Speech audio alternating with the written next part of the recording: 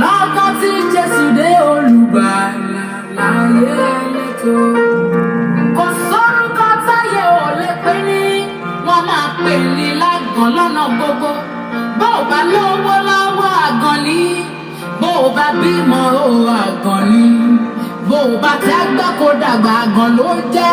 Ṣùgbọ́n lọ́gán tí ó dé, sọ pé lọ́gán tí ó dé, àní lọ́gán tí ó dé lẹ́sẹ̀kẹsẹ̀, lọ́gán tí ó dé, lọ́gán tí ó dé olùgbàlà láyé ẹlẹ́tò. Lọ́gán tí ó dé olùgbàlà láyé ẹlẹ́tò. Instantly ló jẹ́ bẹ́ẹ̀, bó ṣe ń dé báyìí wọ́n dẹ̀ yí orúkọ padà.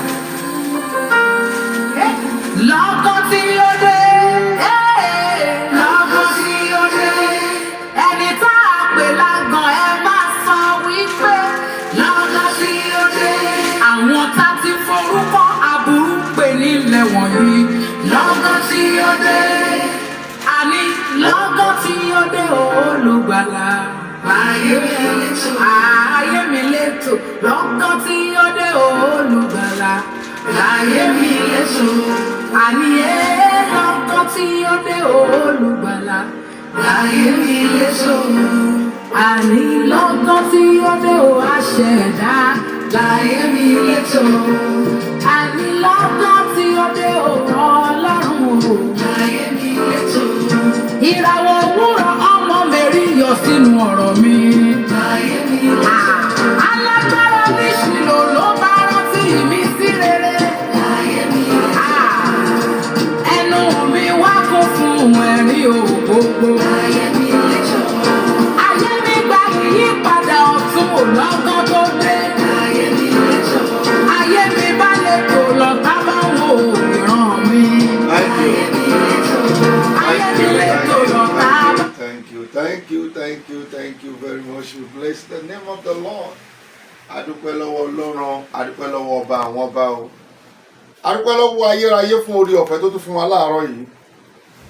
Tá a tún fi wà níwájú gbogbo ẹ̀yin oníbàárà wa pátá nílé àti ní oko.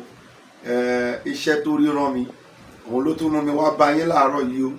Gbogbo ẹ̀yin oníbàárà wa pátá, ẹ̀yin tẹ́ ń patronize wa láti Amẹ́ríkà, ẹ̀yin tẹ́ ń patronize wa láti Canada, ẹ̀yin tẹ́ ń patronize wa láti Dublin, ẹ̀yin tẹ́ ń patronize wa láti Scotland, ẹ̀yin tẹ́ ń patronize wa nínú UK gangan, nínú UK, ẹ̀yin tẹ́ ń patronize wa ní France, Italy, Germany, Belgium, Austria,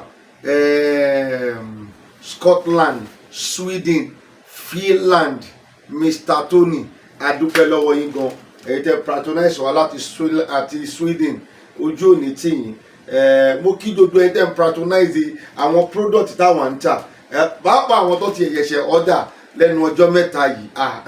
Product wa lẹ́nu ọjọ́ mẹ́ta yìí. In fact, order ti pọ̀.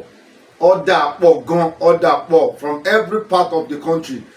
Mo dúpẹ́ lọ́wọ́ yín. Ẹ̀yin èèyàn wa láti Africa, mo dúpẹ́, ojú òní tì yín. Gbogbo ẹ̀yin èèyàn wa láti China, Japan, Mr. Femi, mo dúpẹ́, ojú òní tì yín lágbára Ọlọ́run. Bí ẹ ṣe ń lù tó ń dún, ẹ tún máa lù ni a máa dún sí. Mo kí gbogbo yín pátá.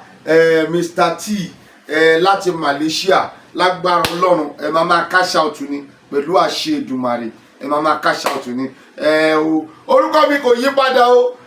Orúkọ mi náà ni Babaconfirm JP. Òdú ni mí o, pé kì í ṣàìmọ̀ forúkọ. Ẹmu tí máa ń sọ ohun tí ènìyàn bá jẹ́, òun ni kéèyàn máa sọ. Ohun tí mo jẹ́, òun ni mò ń sọ. Babaconfirm JP, òun ni orúkọ mi. Mo sì gbàgbọ́ pé àwọn èèyàn mọ̀ mí káàkiri gbogbo àgbáyé. Kò dẹ̀ sọ tí wọ́n fi mọ̀ mí. Wọ́n mọ̀ mí wípé I am a prophet. Wọ́n mọ̀ mí wípé I am a spiritualist. Wọ́n mọ̀ mí wípé I run a spiritual church and I do spiritual work for whomsoever that believeth in it. Kì í ṣe gbogbo èèyàn o, kì í ṣe gbogbo èèyàn. Ṣé gbogbo àwọn tí wọ́n order product, àwọn tó gbàgbọ́ ni. Tó bá dẹ̀ gbàgbọ́, tó bá ti order lọ́gbàgbé ẹ̀, ó máa ṣiṣẹ́ fún ẹ. Gbogbo ọ̀nà tó bá ti lù sí, òun ló máa fi ṣiṣẹ́ fún ẹ. kí ni ohun tó rí tí táwa ń tà kí ló rí àwọn torí tí à ń lébẹ̀lì sí yìí àwọn product àwọn tá à ń gbé yìí ń sìn France Austria nìyí ń lọ Austria nìyí ń lọ èyí tó rí yìí France ló ń lọ France nìyí ń lọ èyí tó rí yìí wá pé Norway ló wà ń bẹ Norway nìyí ń lọ tiẹ̀ bẹ́ẹ̀ America wà ń bẹ táwọn America yẹn dà èyí ó ti rí this is America US ti Canada wà ń bẹ Canada lórí ilẹ̀ yẹn ohun táwa ń tà ohun tá à ń tà òun la fẹ́ sọ fún ẹ yìí a sì fẹ́ jẹ́ kí o farabalẹ̀ dáadáa àwọn egbògi làwa ń tà egbògi ní tiwa gbogbo ohun tá à ń tà egbògi ní lẹ́yìn náà ọṣẹ ó dẹ̀ ní eré àbí tí ọ̀rọ̀ ọṣẹ ti jáde wọ́n ní kó tẹ́tí kó sì gbé ohun tá à ń sọ. Number one ohun táwa ń tà nìyí o èkíní náà product wa orúkọ iléeṣẹ́ wa òun ni El Adonai Saboti Spiritual Empire El Adonai Saboti Spiritual Empire òun ni orúkọ olú iléeṣẹ́ tí àwa èmi lẹ́ẹ̀kan sí ni orúkọ mi ni Babaconfirm JP èmi ni Ọlọ́run gbé kalẹ̀ láti máa fi ewé àti egbò tí mo fi ń dun àwọn èèyàn nínú àwọn tó ní ìṣòro àwọn tó ní àìlera ara àwọn tó jẹ́ pé wọ́n ti lérò pé kò sí hope fún wọn mọ́ Ọlọ́run fún èmi ní orí ọ̀fẹ́ láti fi ewé àti egbò láti fi gbé wọn dìde àwọn kan tún wà náà ayé ló ń bá wọn jà iṣẹ́ yẹn tún wà náà dodo ẹ̀ ló máa dọ́ níbi tá a wà yìí product kìíní tí wọ́n kọ́kọ́ fẹ́ sọ fún gbogbo yín ẹ̀yin tí ẹ̀ ń wò mí ní jákèjádò dodo àgbáyé òun ni kòkòrò ọṣẹ kòkòrò inú ọyàn ìkejì egbòogi kòkòrò inú ọyàn ìkẹta òun ni àdó kòkòrò inú ọyàn sórí ohun mẹ́tẹ̀ẹ̀ta tí mo dárúkọ yìí tó jẹ́ pé kòkòrò inú ọyàn ni mò ń pè yìí òun ni tí ènìyàn ò bá ti mú ojú tó kíákíá ó máa ń padà migrate àwa máa di breast cancer ló fi ń di breast cancer Ọlọ́run fún wa ní orí ọ̀fẹ́ ó sì fi ojú wa mọ ohun tí a lè ṣe láti lè kojú breast cancer kòkòrò tó ń bẹ nínú ọyàn láti lè pa nǹkan tó dì sínú ọyàn tó le láti lè jẹ́ kó túká Ọlọ́run fún wa ní orí ọ̀fẹ́ èmi Babaconfirm JP ó fún mi ní orí ọ̀fẹ́ láti mú egbògi tí a lè lò fún irú àwọn nǹkan báyìí tó bá ń ṣe é mo bẹ̀ ẹ́ pẹ̀lú ìyọ́nú Ọlọ́run má silent in your problem the problem share it is the problem solved I am telling you the truth má rò wípé àwọn kan ti gba ẹ rí àwọn kan ti dowó lọ́wọ́ ẹ rí ohun tí wọ́n sẹ́ǹdì sí ẹ kò ṣiṣẹ́ dọ̀wọ́ tí Babaconfirm kì í ṣe yẹn o ohun tí mò ń tà ohun tó dá mi lójú ni ohun tó ríran mi ni ohun tí mo mọ̀ òun ni mò ń tà ẹ kó tètè ọ̀dà tiẹ̀ through workshop number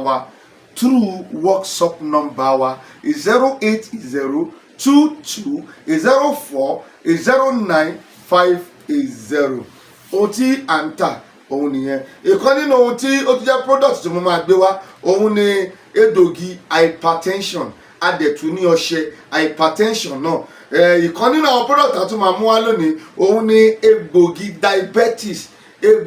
diabetes ìtọ̀ ṣúgà tí Yorùbá ń pè ní ìtọ̀ ṣúgà hypertension yẹn ni wọ́n ń pè ní ẹ̀jẹ̀ ríru egbògi ẹ̀ wà ńlẹ̀ confam tó ń ṣiṣẹ́ ìwọ́ṣẹ́ àti workshop wa kó ọ̀dà lórí 08022040950 egbògi ọfà tó wà nínú ara òun náà wà bẹ́ẹ̀ ni egbògi ọfà tó wà nínú ara ó wà ọṣẹ ọfà tó wà ní ojú ara ó wà ìwọ ni kó ọ̀dà tiẹ̀ kíákíá egbògi kòkòrò inú ẹ̀jẹ̀ ó wà gbogbo yẹn wà ńlẹ̀ kòkòrò wà nínú ẹ̀jẹ̀ tó bá ní ó ń gbẹ́ra pẹ̀kẹ̀pẹ̀kẹ̀ lójoojúmọ́ kòkòrò wà nínú ẹ̀ nìyẹn tó bá wá ń gbẹ́ra yẹn tí ara yẹn wá padà lé tó tún lé òun lọ́pẹ̀ ní nọ́ọ̀rùn egbògi náà wà egbògi kòkòrò inú ẹ̀jẹ̀ wà egbògi ara ríro fún gbogbo ẹ̀yin tí ń ṣiṣẹ́ egbògi ara ríro wà tára máa ń ròyìn gan tí ara máa ń ròyìn ọ̀dà fún tiẹ̀ lórí workshop number wa yẹn 08022040950 egbògi afàtọ́ wà fún ìwọ tí nǹkan ọmọkùnrin ò pé dáadáa tí kò dúró nílẹ̀, egbògi afàtọ́wà, egbògi aleko, a ní egbògi aleko tó confam, a ní egbògi ọ̀pá ẹ̀yìn o lè dúró o lè bẹ̀rẹ̀, egbògi ọ̀pá ẹ̀yìn wà fún ẹ tó máa solve kéèsì yẹn tó jẹ́ pé ọ̀pá ẹ̀yìn yẹn máa dúró gbege ni. A ní egbògi low sperm count, o ti lọ ṣe test wọ́n padà rí pé àtọ̀ ẹ kò kójú òṣùwọ̀n láti fún obìnrin lóyún, tètè pè mí kíákíá o. Mẹ́sẹ̀gì mi lórí workshop 08022040950. egbògi tá à ń pè ní egbògi low sperm count ó wà nílẹ̀ gidigidi gan. egbògi ìdákọ́lẹ̀ ara ẹ̀ ò múùfù mọ́, ara ẹ̀ ò tiẹ̀ múùfù, nǹkan tó ń pè bẹ́ẹ̀ nìyẹn, ara ẹ̀ ò múùfù. tó bá róbìnrin kan tó ṣíra lẹ̀ nulẹ̀ ẹ̀rù á máa gbà ẹ́ ni pé ṣé tó bá lọ súnmọ́ obìnrin yìí ṣé kinní yẹn ò ní dẹnu kọlẹ̀, nǹkan tó ń pè ní ìdákọ́lẹ̀ nìyẹn o. èyí tó bá ti wá ní ọwọ́ ayé nínú òun ni wọ́n ń pè ní arógbòsá àti arógbòkú, ìyẹn ti ní ọwọ́ ayé nínú. ṣùgbọ́n mẹ́tẹ̀ẹ̀ta òun ni egbògi ẹ̀ wà nílẹ̀, ó lọ́wọ́ ayé nù kò lọ́wọ́ ayé nù. I am telling you, ohun tó o nídìí láti ṣe ni pé ìwọ kó o pè wá. mẹ́sẹ̀gì mi lórí workshop 08022040950. egbògi gbogbo níṣe, egbògi gbogbo níṣe, gbogbo níṣe inú ara ó wà. egbògi sangun tí wọ́n ń pè ní rheumatism, àwọn kan tún ń pè ní arọmọléegun, egbògi ẹ̀ wà. egbògi àrùn àgbà, àwọn àrùn àgbà, àrùn tó máa ń rìn wá síbi ọ̀fun báyìí tí ó máa ń jẹ́ kí èèyàn máa sítọ́. ó tún tó bá èèyàn sítọ́ débi kan dé pé wàá máa rí wípé ṣe lèèyàn yẹn dẹ̀ tó ń gbẹ. egbògi àrùn àgbà ni, tètè ọ̀dà tiẹ̀. egbògi jẹ̀díjẹ̀dí ó wà, egbògi jẹ̀díjẹ̀dí tó confam, egbògi ìdí tó ti yọ, bí ìdí ẹ bá yọ ìdí bá yọ, tí ìròbó yọ nídìí ẹ, all you need to do, you call my number. All you need to do, message me on the WhatsApp. 08022040950. má lọ gé o, àwọn tó gé okó wọn ò ṣiṣẹ́ mọ́, ọ̀pọ̀lọpọ̀ tó gé nǹkan ọmọkùnrin wọn ò ṣiṣẹ́ mọ́. má gé ìròbó ìdí, nǹkan tó lè lò wà láti lè kí ẹ. egbògi fún àwọn tí menstruation wọn tí ó ti cease, menstruation yóò ti cease, egbògi ẹ wà o, kó o tètè pè mí kíákíá. egbògi ìju, o ní ìju tó ń pè ní fibroid, o ní nínú, o nídìí láti ṣe operation nítorí pé ọ̀pọ̀lọpọ̀ 97% tó ṣe operation ni operation wọn tún grow padà lẹ́yìn ìgbà tí wọ́n ṣe tán. o nídìí operation, egbògi ẹ wà. wàá pé bó ṣe ń lò kíní á máa shrink wàláì. àwọn tí wọ́n ti ra product yìí wọ́n ń dúpẹ́ ni o, ẹrú ń dúpẹ́ ni. ìwọ tó nídìí ni pé ṣáà workshop mi láti order tiẹ̀ 08022040950. egbògi ìsétọ̀ wà, ìsétọ̀ tí wọ́n ń pè ní prostate issue. tó bá ní prostate issue, àwa ní egbògi ìsétọ̀ tó confam dáadáa. egbògi hepatitis B, egbògi hepatitis C, egbògi ẹ̀ wà tó confam dáadáa. penis enlargement, nǹkan ọmọkùnrin ẹ kéré, ó kéré kò lè ṣiṣẹ́. wàhálà ti ń bẹ̀rẹ̀ nínú ilé débi pé ìyàwó ẹ ti ń complain. jẹ́ kí n sọ fún ẹ, èmi ní egbògi ẹ̀ kò sí side effect kankan. egbògi ẹ̀ ìtọ́lọ́ṣẹ èyí tó máa lò àti ti cream ẹ̀ mẹ́tẹ̀ẹ̀ta ẹ̀ ló wà. ọlọ́ṣẹ ẹ̀ wà, èyí tó máa lò sára, tó máa lò nínú, àti cream ẹ̀ ó wà tó dẹ̀ confam, táwọn èèyàn ti confam ẹ̀ dáadáa. egbògi ikọ́ ń wú ẹni, oríṣiríṣi ikọ́ ni, ikọ́ fèé, ikọ́ jẹ̀dọ̀jẹ̀dọ̀. jẹ́ kí n sọ fún ẹ, má jẹ́ káwọn nǹkan yìí má jẹ́ kí wọ́n pa ẹ́, nítorí kò sóhun tí mo dárúkọ látẹ̀ǹkan tí kì í pa ènìyàn. I am telling you, a lot of record lórí wọn wípé àmọye èèyàn ló ti mú lọ. don't silent in your problem shared is the problem solved. lẹ́ẹ̀kan ṣiṣẹ́ mo tún sọ fún ẹ, tètè tẹ àtẹ̀jíṣẹ́, tètè tẹ ọ̀dà ẹ sórí workshop number mi 08022040950. ìwọ tí wàhálà ń bá òṣìṣẹ́ ṣiṣẹ́ òrèrè iṣẹ́, a ní ọṣẹ tí wọ́n ń pè ní ọṣẹ awẹ ibi dànù. Ọṣẹ awẹ ibi dànù tó bá ti ń wẹ̀ àwọn ibi ọjọ́ pípẹ́ ibi àkókò yìí gan gbogbo adé máa ṣe kí ni wọ́n á máa wẹ̀ dànù. A ní ọṣẹ ìṣẹ́gun, a ní ọṣẹ ìṣẹ́gun, ọṣẹ ìṣẹ́gun a ní ọṣẹ tí wọ́n ń pè ní ọṣẹ àgbélépọ̀tá ìwọ tó ní ọ̀tá gan, a ní ọṣẹ àgbélépọ̀tá, a ní ọṣẹ ẹ̀bì àwọn àgbàlagbà tó bá nídìí ohun tó nídìí ni pé ìwọ ṣáà send the message sórí workshop wa nǹkan báyìí ni mo nídìí ó tán a máa reply yẹ lẹ́sẹ̀kẹsẹ̀. Ọṣẹ aṣínà wà o, a dẹ̀ ní ọṣẹ ìtajà fún ìwọ olókòwò tí ń tajà, a ní ọṣẹ ìtajà, a ní ọṣẹ ìtúwọ́ wọ́n ń pè ní ìtúwọ́ àwẹ̀là tó bá ti ń wẹ̀ báyìí wàá dẹ̀ máa rí i pé àwọn nǹkan ṣe déédéé fún ẹ. Ọṣẹ ìtúwọ́, a ní ọṣẹ àwúrí ọlà, ọṣẹ àwúrí ọlà ó confam bàjẹ́. Ọṣẹ yẹn ni wọ́n ń pè ní ọṣẹ bìsàbìsà nígbà táwọn kan lò tán àwọn ará Malaysia àwọn ará Vietnam tí wọ́n lò tán àwọn èèyàn mi tó wà ní China, àwọn èèyàn mi tó wà ní America, àwọn èèyàn mi tó wà ní Canada, àwọn èèyàn mi tó wà ní France, Europe tí wọ́n lò tán ni wọ́n sọ wípé ọṣẹ yẹn o ọṣẹ bìsàbìsà òun ni kí n máa pè, ṣùgbọ́n mi ò lè pè bẹ́ẹ̀ nítorí pé kí ni orúkọ tí Ọlọ́run fún mi pé kí n kọ sí òun lèmi ti kọ sí yẹn àwúre ọlà, àwúre ọlà. Àwọn èèyàn ló lò débi kan tí wọ́n fi ń pè ní ọṣẹ bìsàbìsà.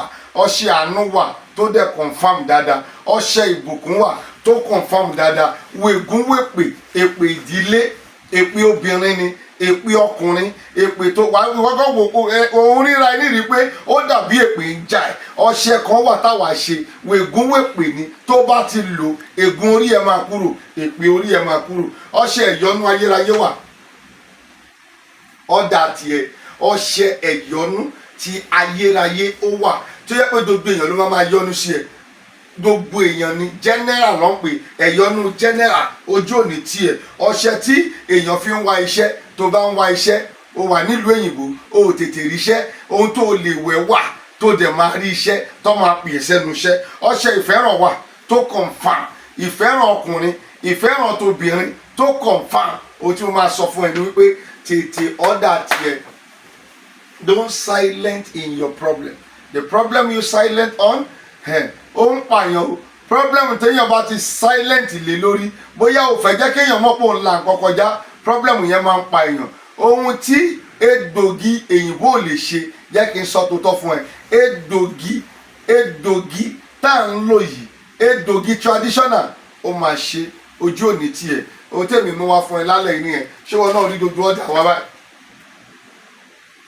Bí kò bá jẹ́ new àwọn èèyàn ní ọ̀dà ó jẹ́ new ẹni ṣé mi dẹ̀ tó jáde àwọn èèyàn gan mọ̀ mí pé mi kì í parọ́, èmi ò sí nídìí irọ́, iṣẹ́ tó rí kọ̀ọ̀ràn èmi òun lèmi ń ṣe yìí. Ojú kò ní tìyìn o, kó tètè ọ̀dà tiẹ̀ kí n tó mẹ́nu dúró. Pè mí lórí nọ́mbà yìí lẹ́ẹ̀kan sí kó message mi through workshop 080 22 804 0950 080 22 804 0950. Once again, 080 22 804 0950. Nọ́mbà yẹn òun ni kẹ́ workshop wá sí láti place order yín. Tẹ́ ẹ bá ti place order àwa máa reply yín iye báyìí ni àwọn tẹ́ béèrè tó jẹ́ ẹ ṣé gan ni. Ó kí ilẹ̀ nǹkan sí wípé ẹ káàárọ̀ láti Nàìjíríà. God bless you. Ó dìgbà kan náà.